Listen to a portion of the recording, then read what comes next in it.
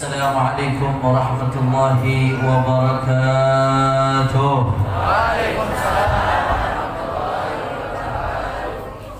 Alhamdulillah.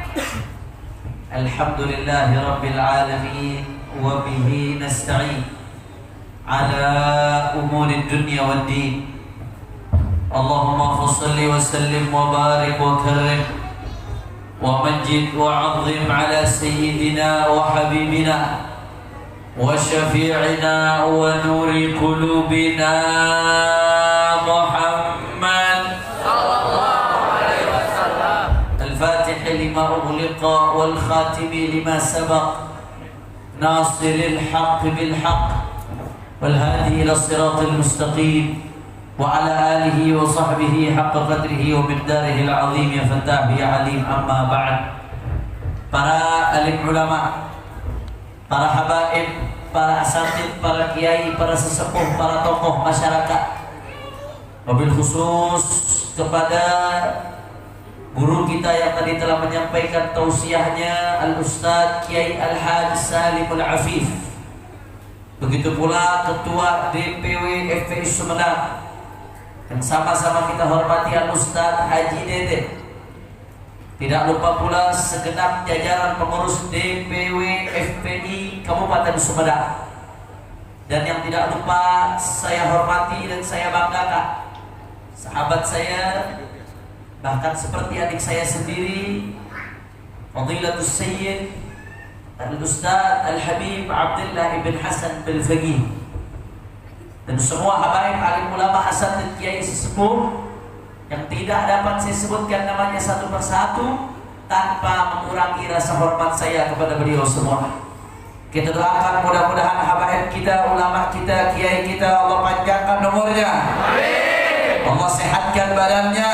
Amin. Allah lapangkan rezekinya. Amin. Allah menangkan perjuangannya.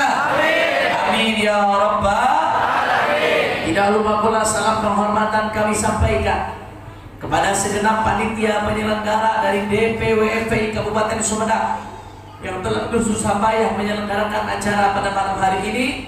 Jazahumullahu khairal jaza. Mudah-mudahan panitia mendapatkan ganjaran sebesar-besarnya dari Allah Subhanahu wa taala. Amin. Dan salam penghormatan yang paling istimewa saya hadiahkan kepada hadirin hadirat, muslimin muslimat, mukminin mukminat yang hadir pada malam hari ini. Semua angkat tangannya, kita minta sama Allah, mudah-mudahan tidaklah kita keluar dari tempat ini kecuali semua dosa kita diampuni oleh Allah. Amin. Yang sakit Allah angkat penyakitnya. Amin. Allah sehatkan badannya. Amin. Semua yang hadir dilapangkan rezekinya. Amin. Diberkahi kehidupannya. Amin. Digabul hajat-hajatnya. Amin ya rabbal alamin. Ahiba'il kiram, alhamdulillah, pada malam hari ini kita sama-sama berkumpul tidak lain dan tidak bukan untuk merayakan Maulid Agung baginda Nabi besar Muhammad sallallahu alaihi wasallam. Saudara, Nabi yang kita rayakan maulidnya adalah Nabiul Rahmah, Nabi yang datang membawa rahmat, Nabi yang mana tidak ada satupun kemenangan, tidak ada satupun kemajuan, tidak ada satupun keberuntungan, tidak ada satupun kesuksesan di tengah umat kecuali berkat baginda Nabi besar Muhammad sallallahu alaihi wasallam, sang Nabiul Rahmah. Saya bukan sedang berbicara berlebihan, bukan sedang ngomong kosong, tapi yang apa saya sampaikan pada saat ini, saudara, berdasarkan dalil dan fakta. Mari sama-sama kita buka Tafsirul Jalalain. Di situ disebutkan bahwasanya pernah suatu saat wahyu terputus dari baginda Nabi Shallallahu Alaihi Wasallam kurang lebih selama setengah bulan, saudara. Akhirnya gara-gara wahyu terputus kurang lebih selama setengah bulan, orang-orang kufar Quraisy mulai ngeledek Nabi. Orang-orang kufar Quraisy mulai ngejek Nabi, mulai mencibir Nabi. Ada Muhammad wadda'ahu rabbuhu wa qalah. Oh, diabaikan oleh Tuhannya. Muhammad mulai ditinggalkan oleh Tuhannya. Muhammad sudah diabaikan, tidak lagi mendapatkan dari Tuhannya. Wada'ahu rabbuhu wa qala. Saudara, ketika orang-orang kufar Quraisy ngejek Nabi, bukan Nabi yang jawab, saudara. Bukan sahabat yang jawab, bukan ahlul bait yang jawab, tapi yang jawab langsung Allah Subhanahu. Allah turunkan firman Allah Ta'ala sebagai jawaban dari ejekan orang-orang kufar Quraisy. Faqala ta'ala a'udzu billahi minasyaitonir rajim. Bismillahirrahmanirrahim. Wadduha wal laili idza ma wadda'aka rabbuka wa ma walal akhiratu khairun laka wa sawfa yu'tika rabbuka. Allah bersumpah, wadduha, demi waktu duha, wal laili idza saja, ay idza ghattahu dhalam, demi malam yang diselimuti kegelapan, kata Allah. Allah bersumpah. Apa isi sumpahnya? Ma wadda'aka rabbuka wa ma qala. Tidak betul wahai Muhammad. Kalau mereka katakan Tuhanmu mengabaikanmu, tidak benar, tidak betul. Salah yang mereka katakan. Allah jawab, saudara. Walal akhiratu khairul laka minal ula. Kalau mereka orang-orang kafir menginginkan dunia, maka sungguh akhirat lebih baik bagimu daripada dunia. Wala sawfa yu'tika rabbuka fatarda. Enggak sekedar dijawab, saudara, tapi jawaban tersebut Allah ikuti dengan pemberian yang sangat agung, dan Tuhanmu akan memberikan engkau sampai engkau ridha, saudara. Ibadallah, di dalam tafsir Al-Khazin disebutkan pemberian yang Allah berikan kepada Nabi Muhammad sampai Nabi ridha, sampai Nabi puas. Pemberian tersebut tidak hanya di akhirat, tapi termasuk pemberian di dunia, saudara. Di akhirat Nabi SAW begitu ditawarkan, akan aku berikan engkau sampai engkau ridha, Nabi nggak minta buat dirinya, saudara. Nabi nggak minta buat keluarganya, Nabi tidak minta buat kerabatnya, tapi apa yang diminta oleh Nabi? Idzan la arda wahidun min ummati fitnah. Kalau memang ya Allah kau akan berikan aku sampai ridho, maka aku tidak rela ada satupun umatku di neraka. Mudah-mudahan semua di sini dapat syafaat Rasulullah. Amin ya rabbal alamin. Luar biasa, itu baru di akhirat. Pemberian tersebut termasuk di dunia. Pemberian di dunia apa yang kita dapatkan, saudara? Nabi menjadi rahmat di dunia dan akhirat buat kita, saudara. Di akhirat dapat syafaat. Di dunia, kata Imam Al-Khazin, tidak ada satu kemenangan pun, tidak ada satu kemajuan pun, kecuali karena berkat baginda Nabi Muhammad. Nggak ada. Semua peperangan umat Islam, mulai dari Badarnya, Khandaqnya, Mu'tahnya, sampai Fathul Makkah, umat Islam menang bukan karena kehebatannya, tapi karena nabinya Nabi Muhammad. Bahkan setelah Nabi Muhammad wafat, Futuhat Islamiyah dilanjutkan, penaklukan tempat-tempat lain, saudara. Takluk itu Eropa, takluk itu Afrika, saudara. Masuk Islam sampai Turki, Konstantinopel, zaman Sultan Muhammad Al-Fatih. Bukan karena kehebatan umat Islam, tapi wala sawfa yu'tika rabbuka fatarda, bagian dari pemberian Allah kepada Nabi besar Muhammad. Bahkan Indonesia bisa masuk Islam. Bayangkan dari Sabang sampai Merauke, nggak masuk di akal. Ada puluhan ribu pulau, ada ratusan bahasa, ada ratusan suku. Kita ngadepin orang satu suku aja kadang-kadang pemikirannya beda-beda, susah, saudara, betul? Indonesia dengan puluhan ribu pulau, ratusan ribu bahasa, ratusan bahasa, ratusan suku. Sudah. Pada saat itu belum ada media, kendaraan canggih belum ada. Laut Indonesia, laut-laut dalam, ombaknya ganas-ganas, saudara. Hutan Indonesia, hutan belantara. Tapi subhanallah, subhanallah, para wali-wali Allah bawa Islam di Indonesia. 90% masyarakat Indonesia dari Sabang sampai Merauke masuk ke agama Islam berbondong-bondong. Karena apa? Di tidak lain dan tidak bukan karena keberkahan baginda Nabi besar Muhammad. Makanya Rasulullah adalah rahmat buat kita di dunia dan akhirat. Rasulullah sendiri yang mengatakan inna ma'ana rahmatun muhda. Sesungguhnya aku, kata Allah, Rasulullah adalah rahmat yang Allah berikan untuk manusia, saudara.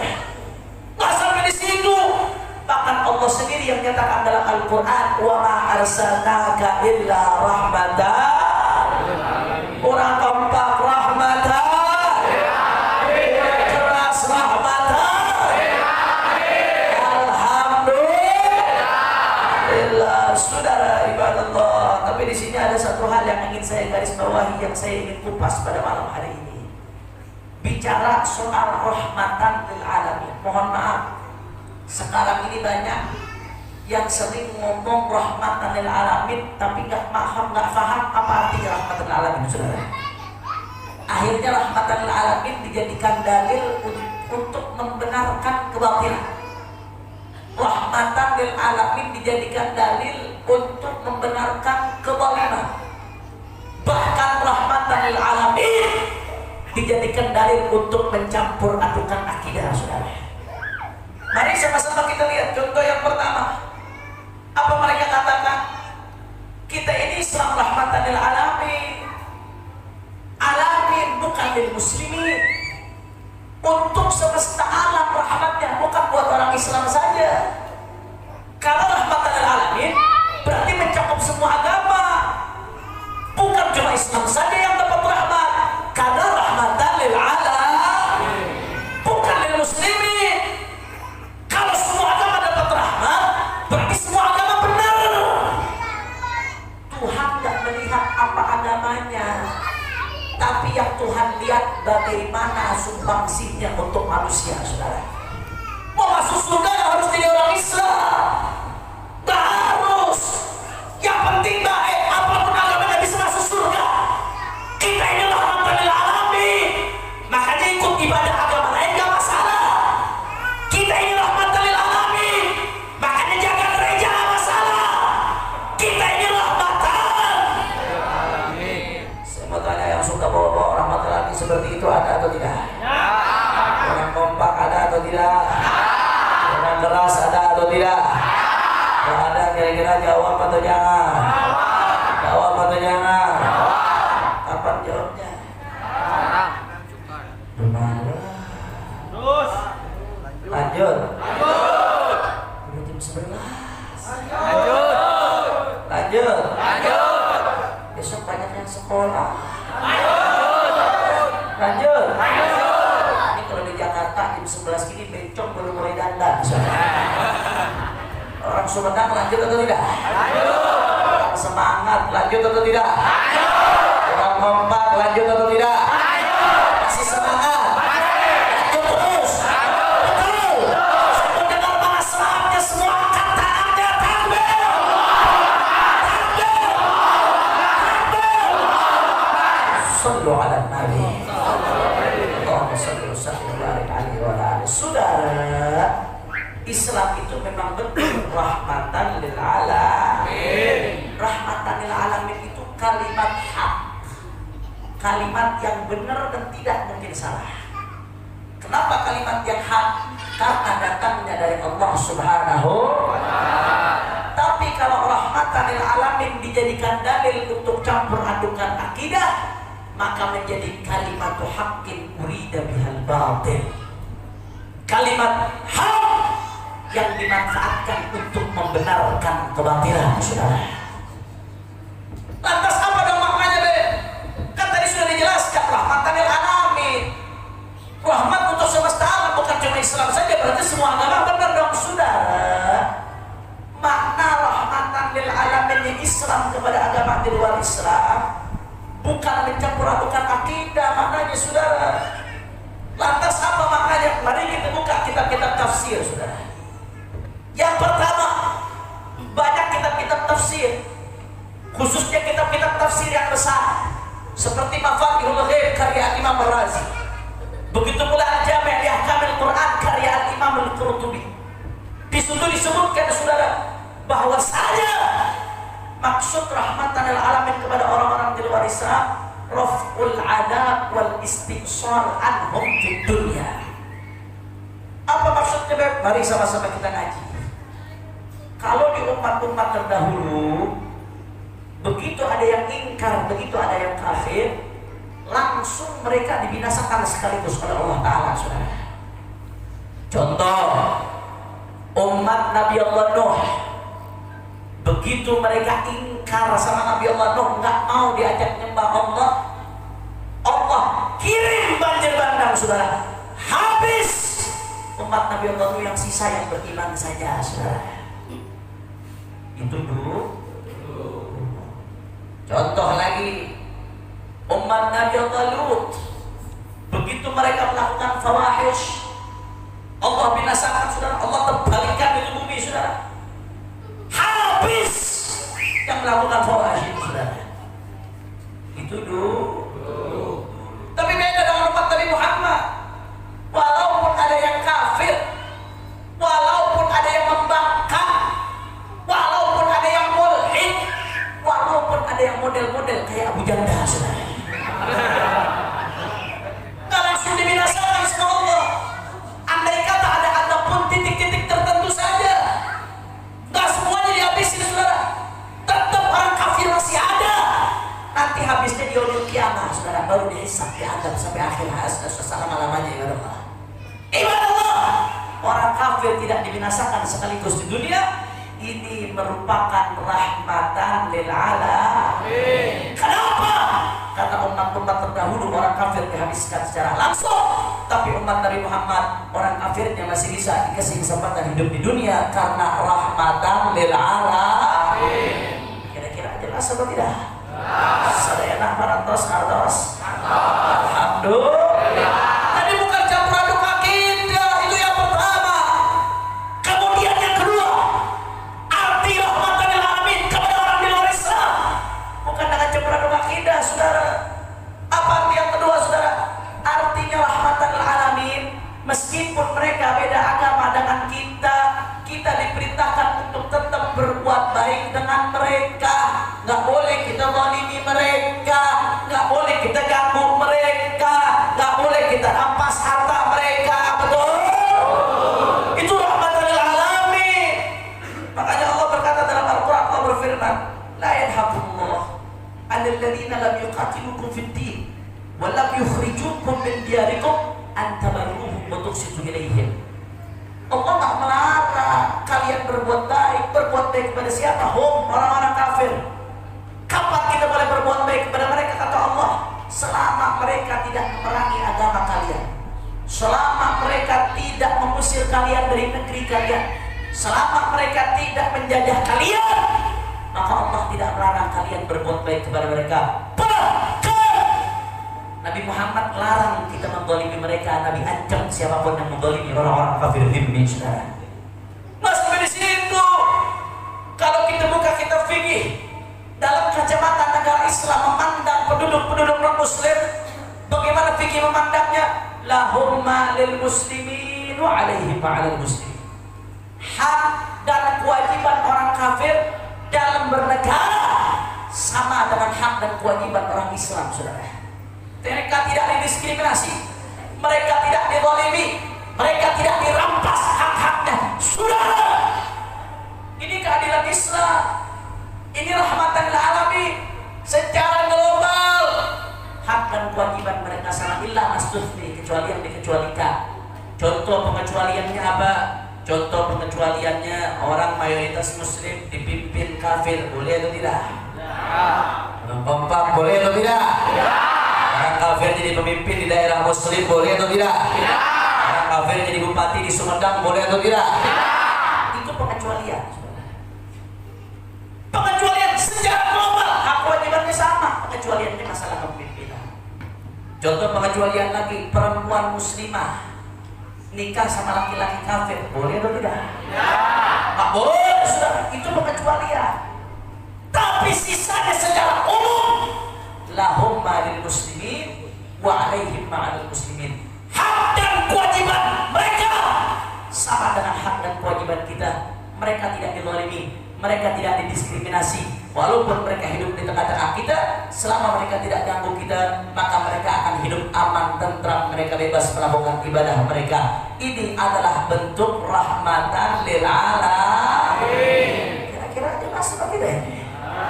Jadi bukan campur aduk akidah. Rahmatan lil alamin itu maknanya toleransi, menghargai, tidak mengganggu, bukan mencampur adukan akidah, bukan ikut-ikutan ibadah seperti mereka. Saudara, kita memang diperintahkan untuk toleransi, tapi kalau urusan akidah, harga mati, lakum dinukum, tidak bisa ditawar-tawar. Saudara, kita punya keyakinan, mereka punya keyakinan.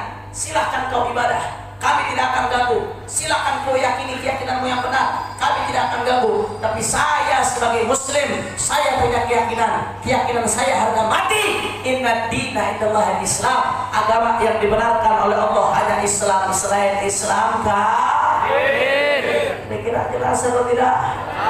Sedaya parantos ngartos. Alhamdulillah.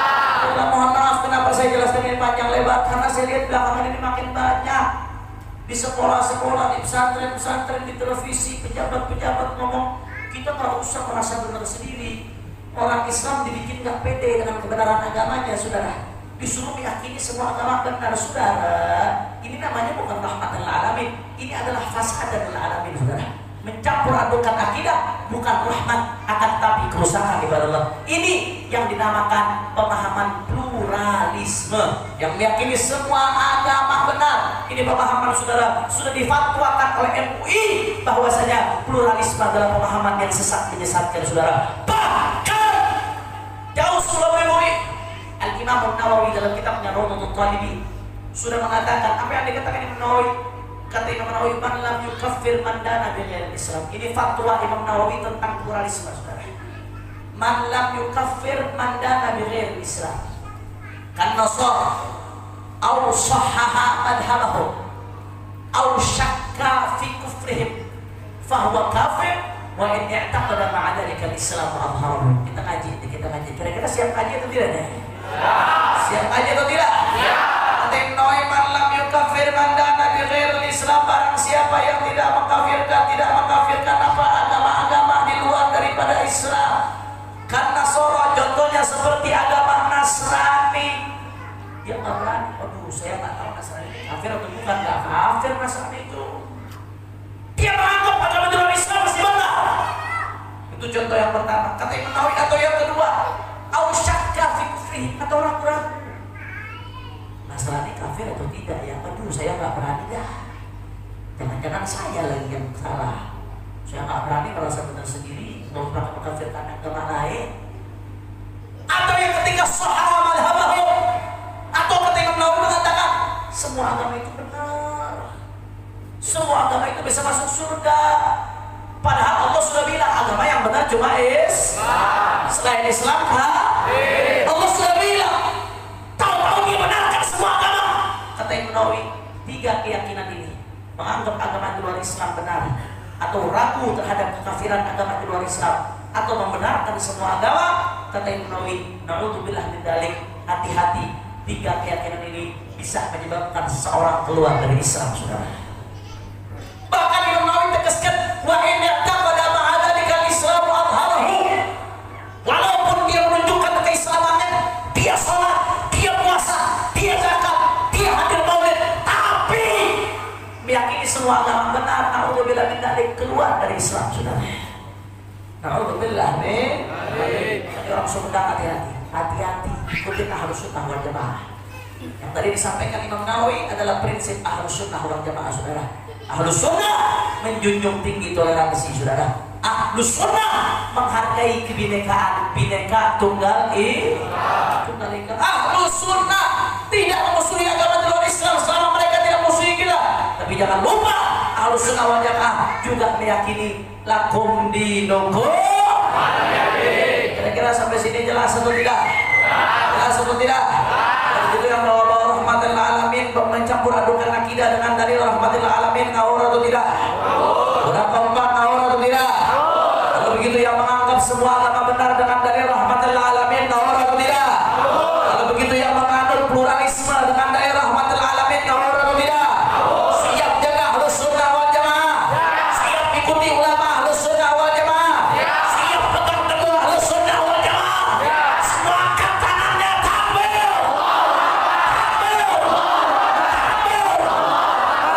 Shallu ala Nabi.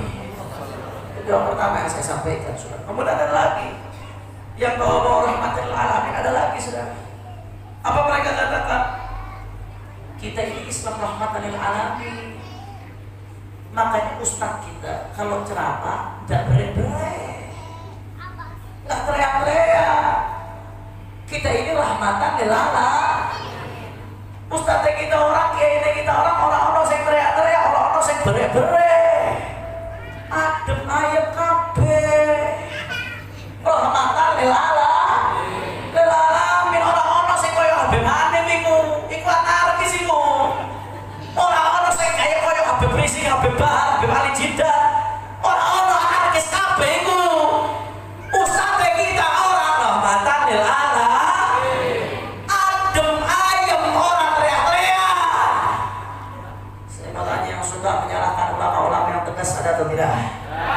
Orang kompak ada atau tidak? Bawa rahmatul alamin untuk menyalahkan ulama yang tegas ada atau tidak? Ada atau tidak? Saudara, ibadallah, soal keras, soal lembut itu cuma retorika, saudara. Itu cuma nada, yang penting isi. Yang penting isi. Soal keras, soal lembut silakan pilih masing-masing. Itu cuma bungkus. Yang penting isi, saudara. Jangan tertipu dengan bungkus. Mau yang keras, mau yang lembut. Secara budaya benar, secara agama benar. Kenapa saya katakan benar secara budaya?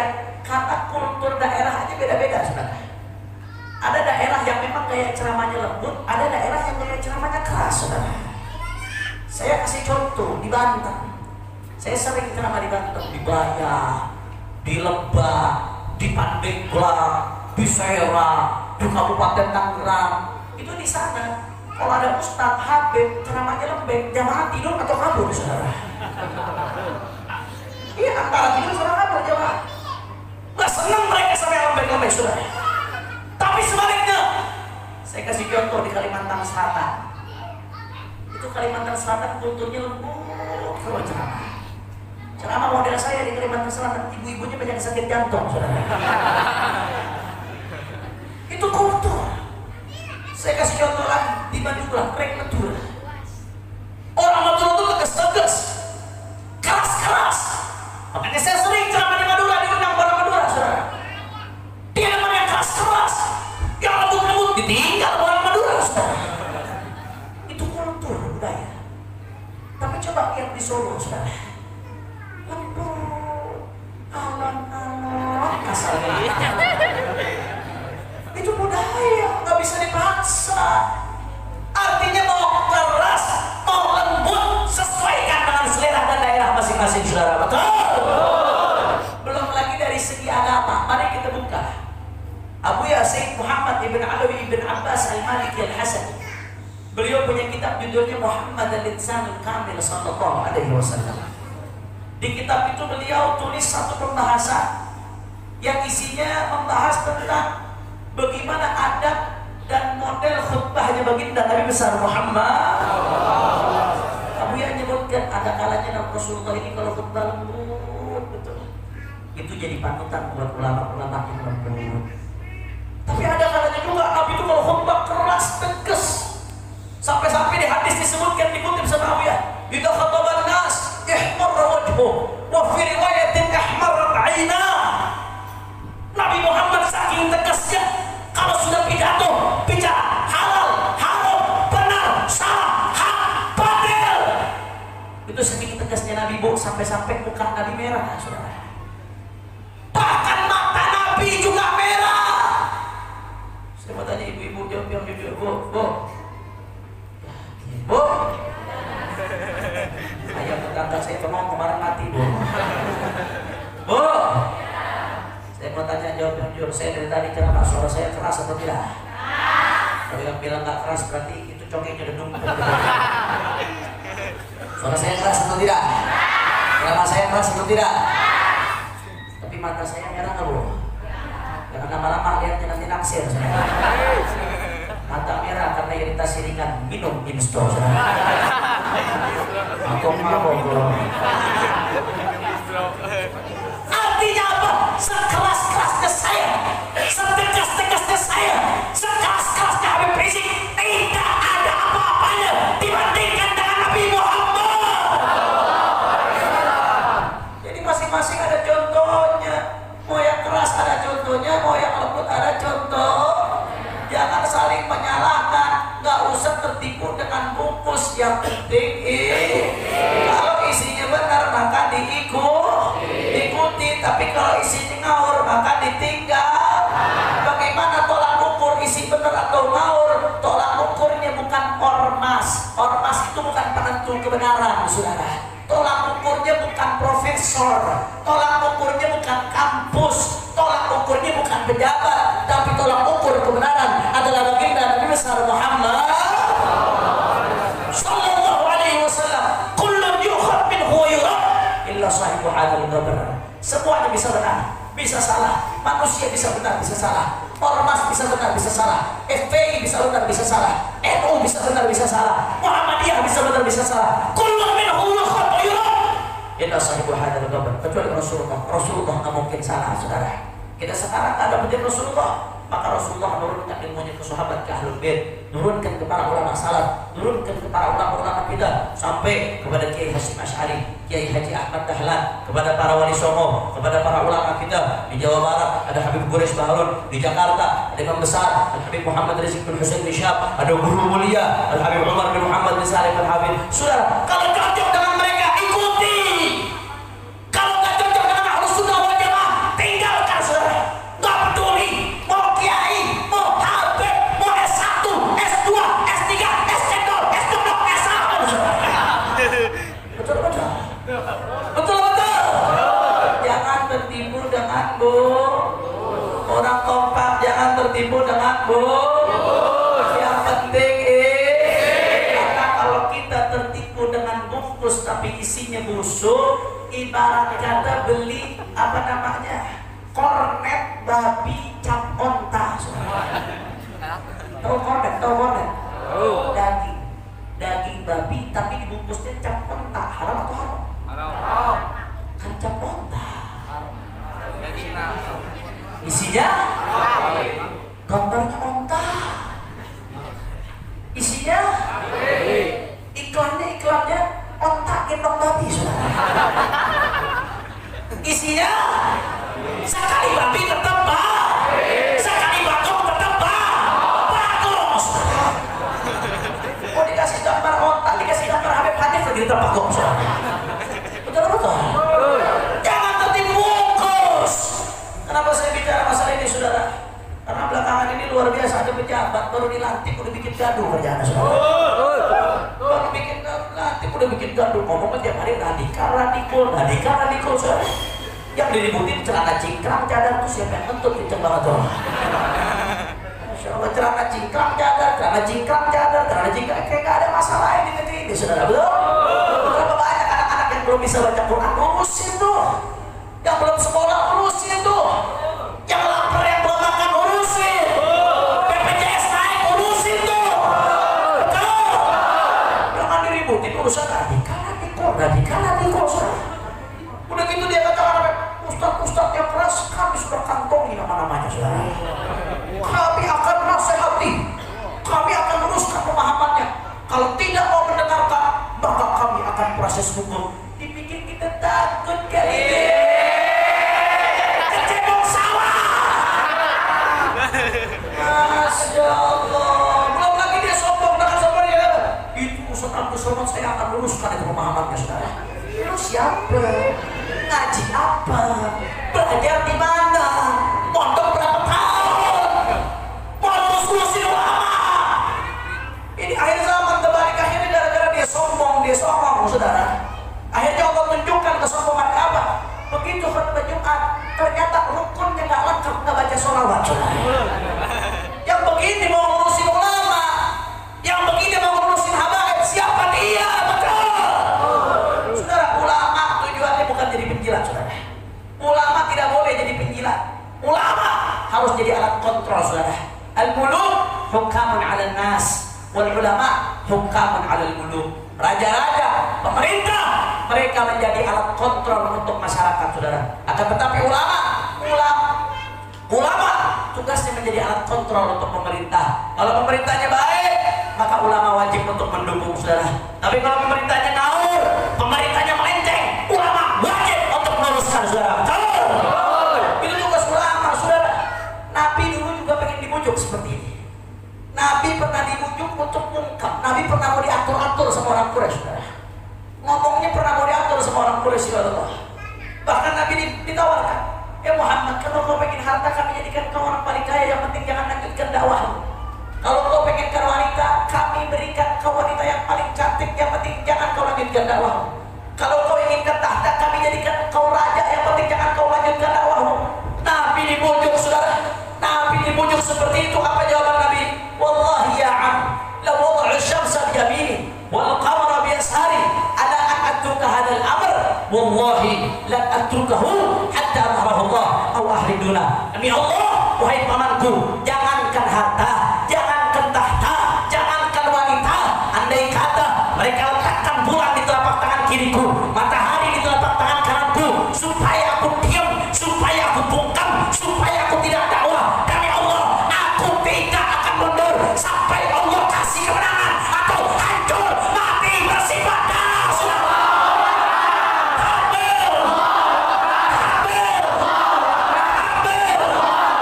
Dan kelihatannya ke depan perjuangan ulama akan semakin berat, saudara.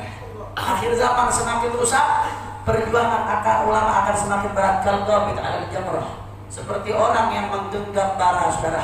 Perjuangannya akan semakin berat. Tidak menutup kemungkinan akan semakin banyak ulama-ulama yang dikriminalisasi, saudara. Saya mau tanya, kira-kira umat Islam kalau ke depan ulama kita ada yang ditangkap, kira-kira terima atau tidak? Kurang kompak, terima atau tidak? Kalau ulama kita dikriminalisasi, diamkan atau lawan? Kurang kencang, diamkan atau lawan? Kurang keras, diamkan atau lawan? Siap bela para ulama kita, siap jaga para ulama kita, siap kawal para habaib kita. Nanti ditangkap. Sabodo teh. Nanti di penjara. Sabodo teh. Nanti digantung. Nanti digorong. Nanti dilempar ke laut.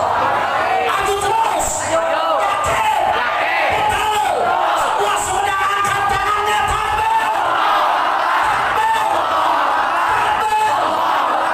Sallu ala Nabi. Yang ngomong sabul toib paling kencang, begitu ada polisi larinya paling kencang atau sekarang. Masya Allah, kira-kira sampai sini jelas atau tidak? Sadayana parantos kartos. Alhamdulillah.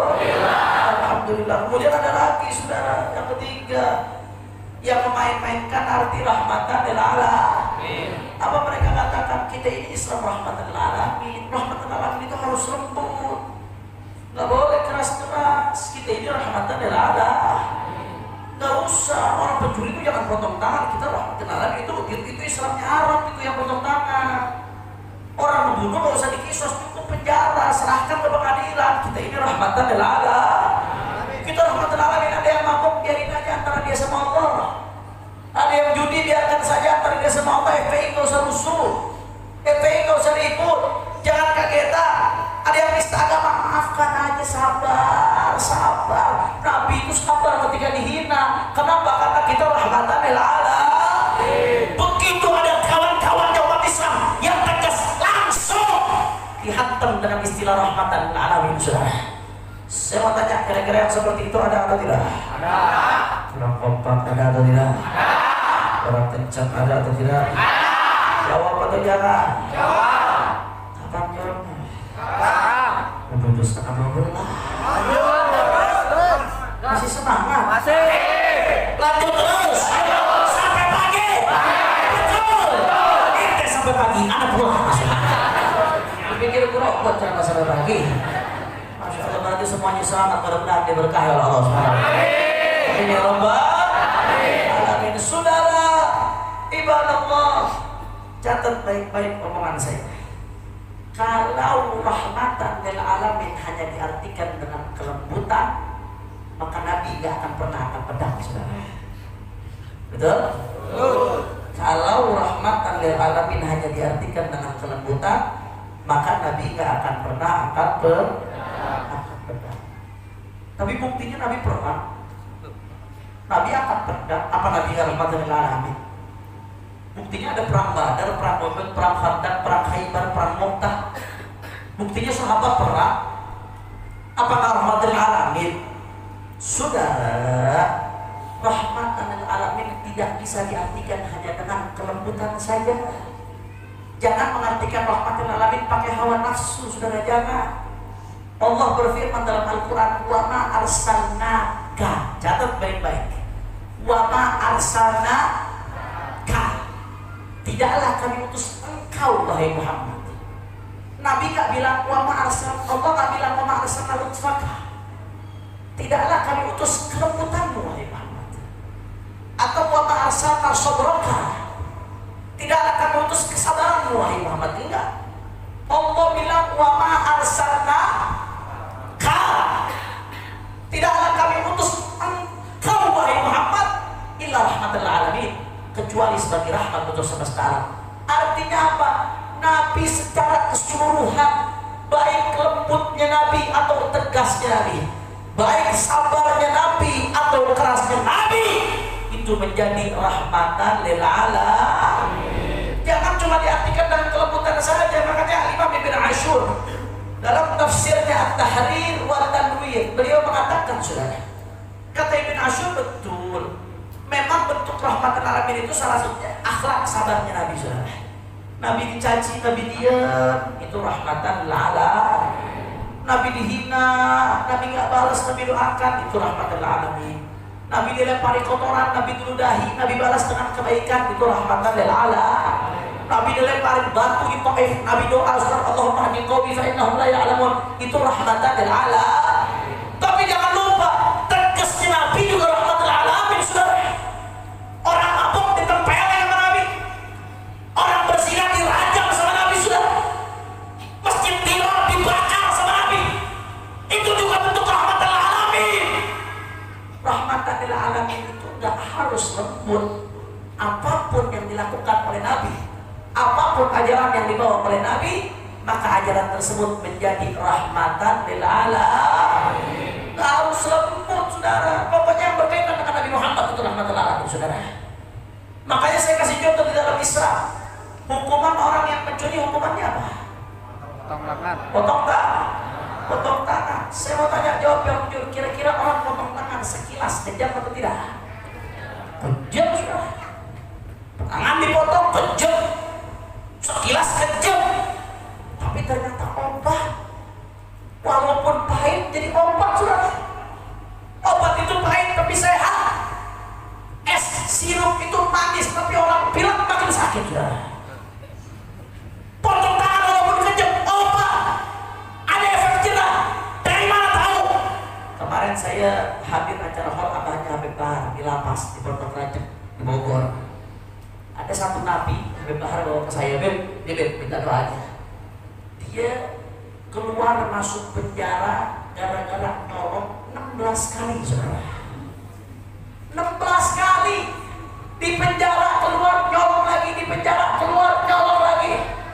Penjara kelihatannya hukuman yang berperi kemanusiaan, tapi ternyata nggak ada efek jerah, nggak kapok, keluar nyolong lagi. Makanya gara-gara koruptor cuma di penjara, koruptor makin banyak, saudara.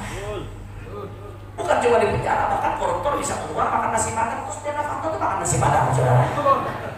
Betul, betul. Gimana orang mau kapok? Kelihatannya berperi kemanusiaan, tapi penyakit. Sebaliknya Islam, kelihatannya potong tangan kejam, ternyata di situ ada obat, saudara. Apa obatnya? Gara-gara satu orang nyuri potong tangan, yang lain melihat jadi jerah, saudara. Mikir 1000 kali, saya nyolong, tangan saya hilang, saudara. Gara-gara yang lain jadi jerah, nggak ada yang berani nyolong. Gara-gara nggak ada yang berani nyolong, harta umat jadi terselamatkan. Walaupun kelihatannya baik, tapi ternyata rahmatan lil alamin. Makanya saya jadi teringat Sayyidina Umar bin Khattab di dalam Sunan Ad-Darimi. Di situ diriwayatkan Sayyidina Umar bin Khattab saat beliau jadi khalifah radhiyallahu taala anhu warḍah. Pernah ada satu orang namanya Sabir bin Asad At-Tamimi. Sabir bin Asad At-Tamimi ini yatakallam an mutasyabihat al-Quran. Selalu bicara tentang ayat-ayat mutasyabih dalam Al-Quran. Padahal di Al-Quran itu ada ayat yang muhkam, ada ayat yang mutasyabih. Dia hobinya bicara tentang ayat mutasyabih, sehingga menimbulkan fitnah di tengah-tengah akidah umat Islam. Saudara, Sayyidina Umar begitu dengar ada orang seperti itu, ketika Sabir datang ke Madinah, Sayyidina Umar nggak banyak ngomong, dipanggil itu Sabir. Begitu datang dia ke tempat Sayyidina Umar, Assalamualaikum. Waalaikumsalam. Sayyidina Umar tanya, "Man anta, siapa kamu?" Dia jawab, "Ana Abdullah Sabir, saya hamba Allah Sabir." Begitu Sayyidina Umar tahu dia Sabir, langsung nggak banyak ngomong. Sayyidina Umar ambil batang pohon korma, kepala Sabir dikeplak sama Sayyidina Umar, diketok pakai batang pohon korma sampai palanya bocor, darahnya mengalir sampai mukanya dipenuhi dengan darah, saudara. Saya mau tanya, kelihatannya sekilas orang dikeplakin sampai berdarah, kejam atau tidak? Kejam. Tapi ternyata apa? Gara-gara itu dilakukan Sayyidina Umar, saudara. Sabir mengatakan, "Apa hasnaka ya Amirul Mukminin? Wallahi ma qad dhahaba alladhi ajiduhu bi ra'si." Wahai Amirul Mukminin, cukup, jangan dipukul lagi. Kalau kau menginginkan supaya pikiran-pikiran ngawur di otakku hilang, maka demi Allah, pikiran ngawur itu sudah tidak ada di otakku, saudara. Kelihatannya sakit, tapi apa? Gara-gara satu orang yang berbicara menyesatkan umat, dipukul sama Sayyidina Umar. Jadi efek jerah buat yang lainnya. Akhirnya yang lain gak berani ngomong ngawur-ngawuran, sehingga menjadi akidah umat terselamatkan. Itu namanya rahmatan lil alamin. Makanya saya nggak bisa bayangkan kalau Sayyidina Umar masih hidup, apa yang akan Sayyidina Umar lakukan untuk si busuk, saudara. Saya nggak bisa bayangkan orang model begitu di zaman Sayyidina Umar udah dipenggal, kalau kata saudara. Betul?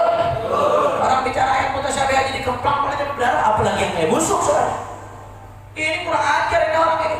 Dia nggak sadar nenek-nenek udah bau bangke, saudara.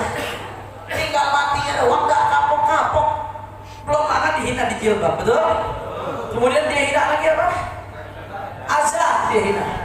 Habis itu minta maaf, dilaporkan di berbagai tempat, saudara. Kita aksi besar-besaran. Pidato saya waktu itu masih ada, tuh aneh. Di depan Barreskrim saya pidato tegas, saudara, masalah itu. Aksi besar-besaran, dilaporkan di berbagai kota. Nggak ada kelanjutan, aman-aman aja si busuk, saudara. Bahkan dia minta maaf, dia konversi pers sampai tangan, "Saudara minta maaf kepada Allah." Kupikir kapok, nggak taunya air mata India, saudara.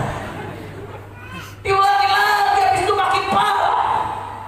Dia rendahkan Nabi Muhammad, dibanding-bandingkan dengan Soekarno, saudara. Bahkan begitu ada mahasiswa UIN yang jawab, "Iya memang Soekarno berjasa," katanya. Dia melanjutkan, ya mahasiswa melanjutkan, masih ada lanjutan, disetop. "Oh cukup sampai situ saja." Apa maksudnya? Tujuannya apa? Membanding-bandingkan Nabi. Saudara, Soekarno memang punya jasa.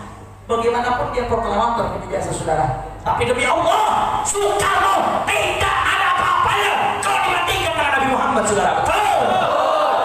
Soekarno saja menghormati Nabi Muhammad. Dia sendiri saja mengagungkan Nabi Muhammad. Anaknya begini, saudara. Masya Allah. Makanya kita dari FPI kami sudah laporkan. Dari FPI. Kami akan dikejar. Ini busuk, harga mati, harus ditangkap, saudara. Setuju? Setuju? Karena yang seperti ini kalau dibiarkan, saudara, maka akan muncul busuk-busuk lainnya, saudara. Dengan enaknya mereka hina agama, dengan enaknya merendahkan agama, saudara. Kita di Islam diajarkan, kalau pribadi kita yang dihina, maka kita harus sabar. Anda ludahi muka saya Muhammad Hanif Al-Attas, saya nggak akan balas. Itu yang diajarkan oleh Nabi. Kalau saya patuh sama Nabi, saya akan sabar, saudara. Anda injak saya nggak marah, saudara. Anda hina saya tidak marah. Silahkan Anda hina saya, Anda. Tapi jangan coba-coba kau hina Nabi Muhammad, saudara. Demi Allah, kau hina Nabi Muhammad, sama saja kau bangunkan singa-singa mujahid yang tidur untuk maju menerkam para penistaan. Makanya ibadah Allah ini nggak bisa dibiarkan. Kita sudah laporkan, kita akan kejar sampai dia di penjara, ibadah Allah. Sebelum saya lanjutkan, saudara, saya punya satu cerita. Di dalam kitab Ad-Dunarul Kamilah fi Ahya al-Mi'ah Ats-Tsaminah, karya Imam Al-Hafidz Ibn Hajar Al-Asqalani. Al-Hafidz Ibn Hajar bercerita, ada satu kerajaan Mongol. Raja dari kerajaan Mongol ini kebetulan kafir. Rakyatnya banyak yang kafir. Dia adakan pesta, dihadiri puluhan ribu rakyatnya, saudara. Begitu pesta dimulai, berdirilah seorang pembesar kerajaan Mongol. Dia pidato, isi pidatonya menghina dan mencaci baginda Nabi besar Muhammad sallallahu alaihi wasallam. Singkat cerita, saudara, kebetulan gak jauh dari dia ada anjing kalbus sayd, anjing yang biasa dipakai buat berburu. Itu anjing begitu dengar si orator menghina mencaci maki Nabi, anjing diikat berontak, saudara. Dia berontak sampai ikatannya lepas, dan si penghina Nabi tadi ditomprok oleh si anjing, saudara.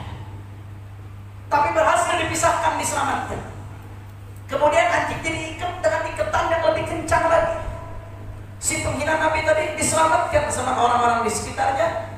Tapi orang-orang di sekitarnya kasih masukan buat dia, ente sih hina Nabi. Itu anjing marah gara-gara ente hina Nabi. Makanya ente bilang, tuh gak usah pakai hina Nabi Muhammad, Nabi orang Islam. Jangan, ente menyinggung ini anjing. Sudah, dengan sombong dijawab apa? Ini anjing marah bukan gara-gara saya hina Nabi. Gak ada urusan sama itu, kata dia. Saya hina Nabi Muhammad, gak ada masalah, katanya.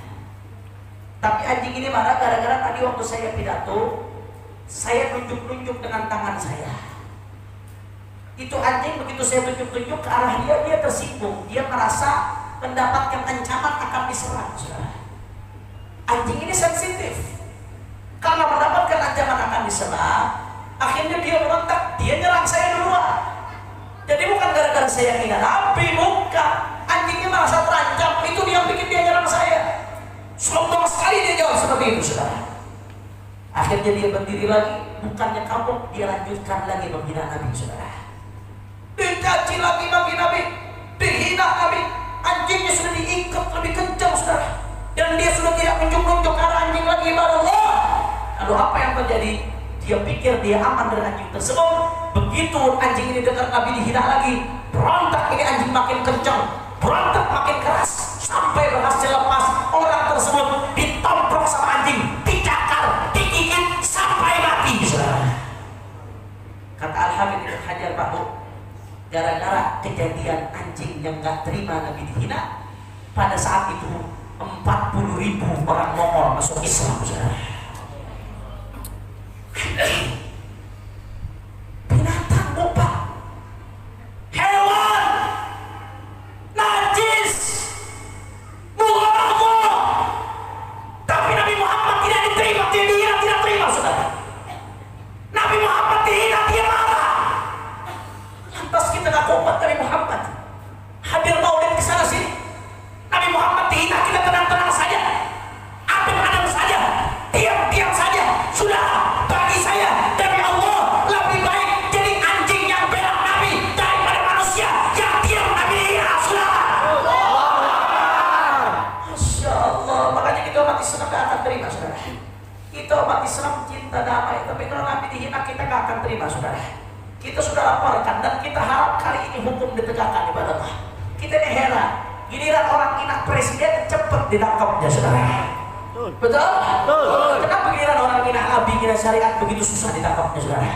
Ade Armando dilaporkan berkali-kali, belum masih aman sampai sekarang. Abu Janda sampai sekarang aman. Victor Les, model menghina Islam terang-terangan, aman sampai sekarang, saudara. Ada yang menghina akhirat, saudara, sampai sekarang aman. Ini sekarang sumpah khusus kemarin aman. Terus sekarang Muhammad juga, saudara, kemana keadilan di negeri ini? Presiden dihina langsung ditangkap, giliran Nabi dihina, Islam dihina, aman-aman saja, saudara. Betul? Tapi nggak bisa, ini nggak bisa dibiarkan. Kami umat Islam cinta damai, betul? Kami umat Islam cinta kondusivitas, betul? Kami umat Islam nggak demen ribut, saudara, betul? Tapi kalau coba-coba, saudara, ada yang hina Nabi, kami tidak akan terima, saudara. Kami bagikan lebah, dimanapun dia hinggap, dia berikan kebaikan, saudara. Tidak ada ranting bunga yang patah karena dihinggapi lebah, saudara. Lebah mengeluarkan madu. Madu yang dikeluarkan lebah sehat, bergizi, obat, manis, mahal, enak. Itu madu yang dikeluarkan lebah. Begitu juga orang Islam.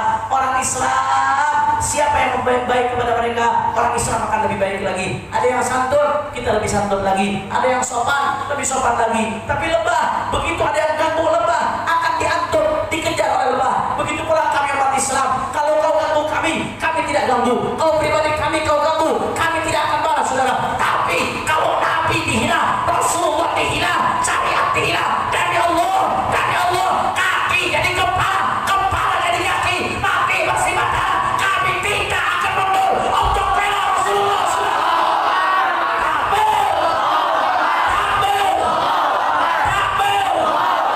Saya mau tanya sekali lagi, orang Sumedang Rasulullah dihina rela atau tidak? Orang Kompak Rasulullah dihina rela atau tidak? Kalau sampai penghina Rasulullah tidak dipenjara rela atau tidak? Orang Kompak kalau sampai penghina Rasulullah tidak dipenjara rela atau tidak? Kalau sampai penghina Nabi Muhammad tidak dipenjara rela atau tidak?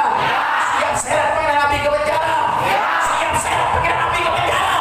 Siap seret penghina Nabi ke penjara. Takbir. Sallu ala Nabi. Itu saudara. Jadi kesimpulannya, bicara soal rahmatan lil alamin jangan ditafsirkan sesuai hawa nafsu.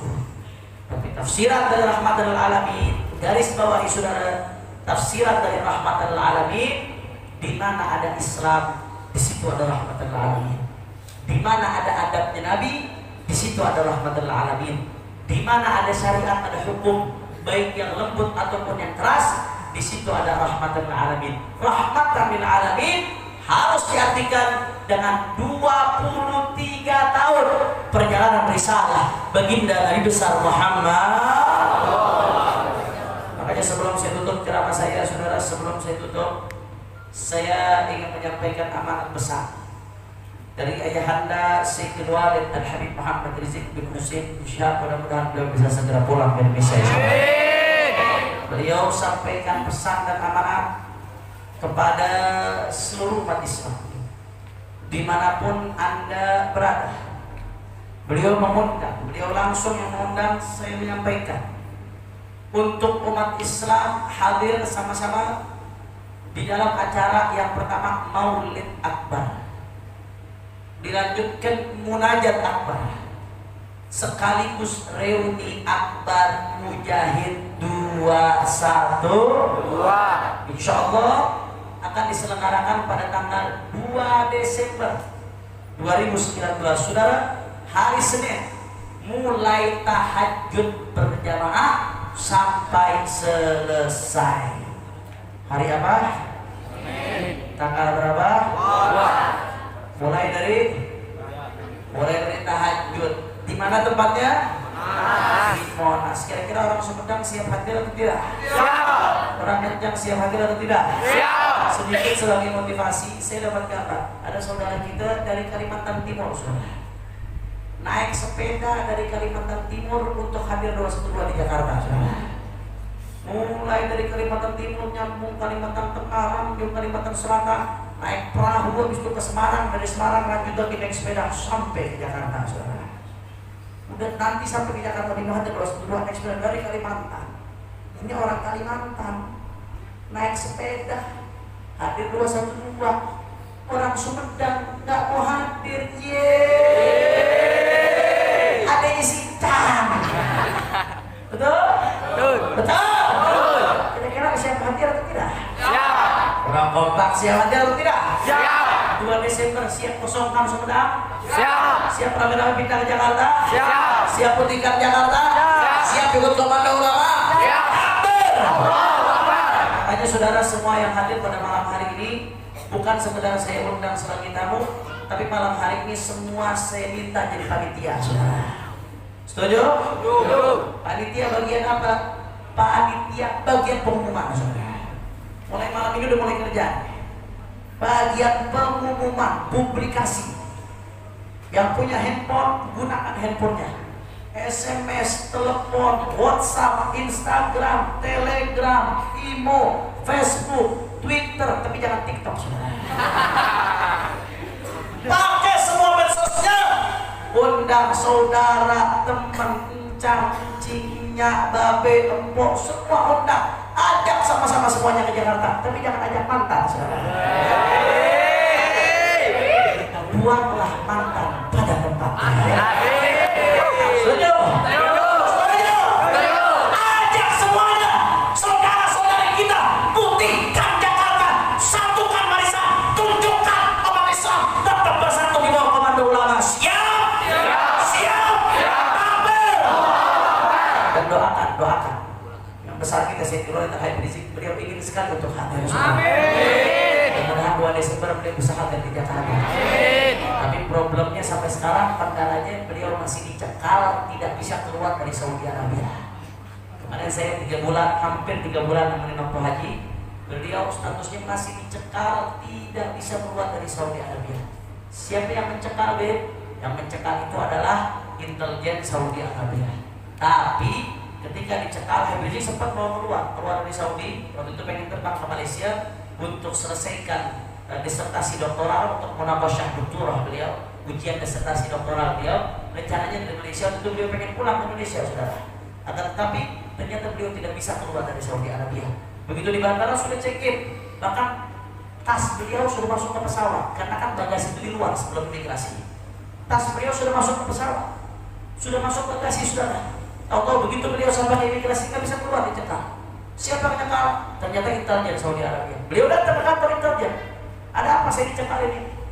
Salah saya apa? Kalau orang yang ngerti Saudi Arabia, di Saudi itu biasanya kalau ada masalah bukan dicekal, dideportasi, diusir, saudara. Itu di Saudi. Jarang orang dicekal, yang ada orang diusir, deportasi. Izin tinggal sehari lewat saja dideportasi di Saudi, saudara. Ini beliau dicekal. Beliau tanya, salah saya apa? Ke kantor ini. Problem saya apa? Saya ada pelanggaran pidana, pelanggaran perdata. Apa masalah saya? Saudara, akhirnya mereka jawab, Anda nggak ada masalah, Anda nggak ada pelanggaran, tapi yang minta Anda supaya dicekal tak pulang ke Indonesia itu adalah intelijen musuh dari negara Anda, saudara. Cuma masalahnya sampai sekarang di Indonesia malingnya nggak mau ngaku, saudara. Betul? Kalau di TV kan lempar batu sembunyi tangan. Siapa kalau mau pulang aja. Jalan sendiri, pulang sendiri. Ada nggak yang ngomong gitu di TV? Ada, saudara. Belanda bego, saudara. Masya Allah, makanya saya bingung. Orang-orang yang mendolimi ulama, mendolimi habaib ini, mereka mau apa? Mau jabatan? Mau uang? Emang jabatannya berapa tahun? Sampai berani mendolimi ulama, mendolimi habaib. Memang uangnya berapa banyak? Uangnya bisa buat beli AC di kuburan. Uangnya bisa nyelamatin dia di depan Allah. Jabatannya bisa nyelamatin dia di depan Allah. Jangan sombong kau. Sekarang kau berkuasa di atas jabatan. Sebentar lagi kau mati, dikubur di bawah tanah. Habis kau digebukin malaikat. Betul? Betul. Al-zulmu zulumatun yaumil qiyamah. Satu kezaliman di dunia adalah kegelapan yang berkepanjangan di yaumil qiyamah, saudara. Jangan coba-coba, saudara.